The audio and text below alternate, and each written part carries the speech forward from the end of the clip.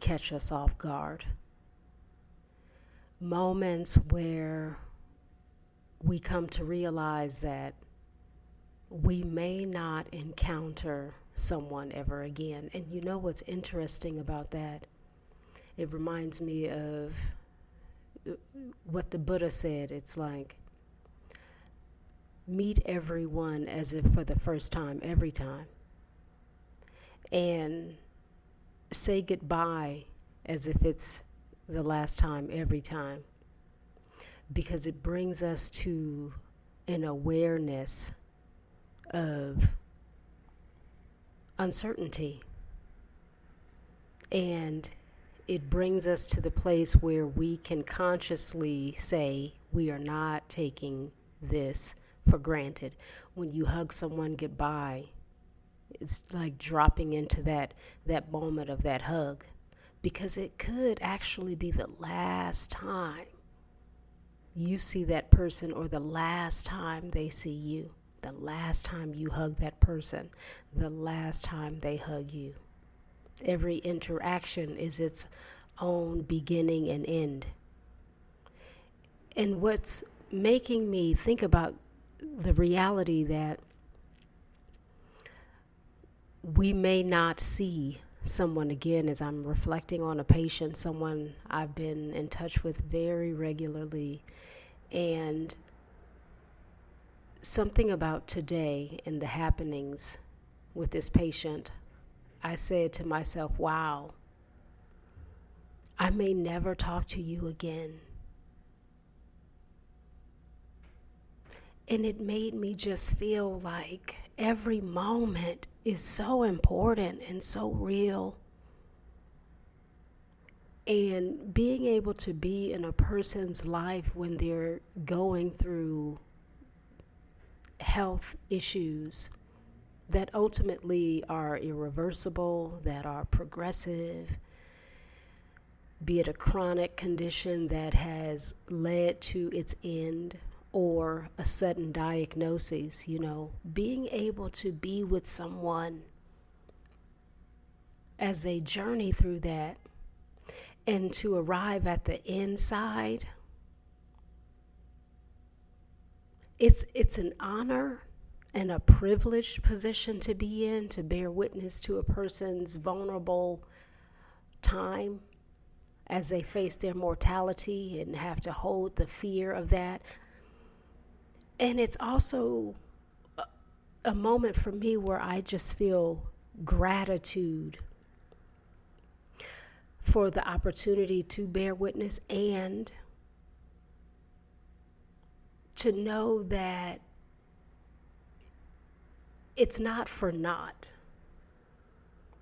I'm grateful that people have allowed me to be with them in their grief, in their struggles, in their joys, in their recoveries, their bouncing back to baseline, or the decline. And I don't always have or get the opportunity to say goodbye. We do not always get the opportunity to say goodbye, which is why every moment has to be full and complete, a hello and a goodbye. And I'm thinking about people who are really in the throes of exiting their life. I remember I used to work in hospice, and there was this one patient. I would visit him. He lived at a boarding care. I would visit him very regularly. And, I would say, it's good to see you. And he would reply, it's good to be seen. And I would sit with him on his bed and talk about the nature of death and dying. And it's not a morbid thing, it's real. What is more real than living and dying? What means more than that?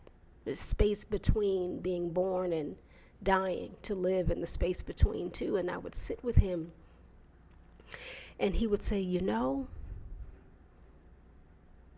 death, like being dead, is not the problem. It's dying. It's the journey of dying. And the many things that may come up, be it symptoms, existential crises, fear, because the mind and our attachments, death isn't the problem, it's the dying. It's knowing that I'm walking this block. Imagine yourself, you walk outside, you get to the corner, and you start walking. And along the way of that block that you're walking, before you get to the next corner, you're realizing as you walk that this is my final act. When I reach the other corner, my life will be no more. And then all of the things that show up along the way of that walk, the potholes, the cracks, the flower shop, the sound of birds and laughter, the passerby, the cars in motion, the movement, the breeze, the thoughts, the hopes and dreams that became realized and manifested or delayed, deferred, did not show up at all. Everything happens. It's like the movie, they say before you die, your entire life flashes before your eyes. But imagine taking that last walk down that block and having to hold the weight, or I often say the gravity, of leaving. And it's such that you cannot control the pace of your walk. You can't start backpedaling. You can't pause. It's just a steady walk, as if you're on one of those, I don't know what they're called at the airport, where you hop on it and it just takes you, the little walking strip, helps you to get along faster. It's almost like you're on one of those. Or even if you're not moving, it's moving. Your life is moving forward. Your life is moving forward toward your death. Our lives are moving forward toward our deaths. We're growing, we're born, we're young, we're getting older. So our lives are growing and evolving, but it's all growing and evolving toward the end. It's not growing and evolving toward, infinity. It's growing and evolving toward the end. It's deep when you really give it some thought. It's really interesting. And so in this moment, I'm thinking about the patient who is now admitted, and I'm like, wow, I may never talk to him again. And I can hold the many conversations, and I can hear his voice in my mind, and the things that we've discussed, his fears, his hopes, his art, his heart, his love, his pain, his grief, and the fears, the not being ready. It's a gift when people are ready, because they have released the holdings, the attachments, the fears. They just sort of give in to the vibration that we will all have to succumb to, because not everyone will give in to it and just flow with the current, but we will all succumb. But for people who aren't ready,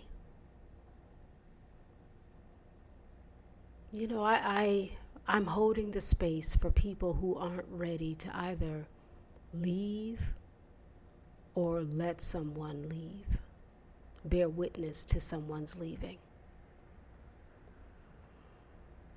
May there be a place of holding for their grief, for their fear, for their anger, for their confusion, for the losses. And, this is part 5 of 5 in this grief series for July. And it's quite interesting that I was just sitting and being with what appears to be my patient's last maybe days. And we are at the last of this series. I truly hope that in some way I've been able to share something that has impacted you positively as you maybe hold your own grief or bear witness to another's, or you just are embarking upon a journey of looking more closely at the impermanent nature of being, at death, diagnoses, dying.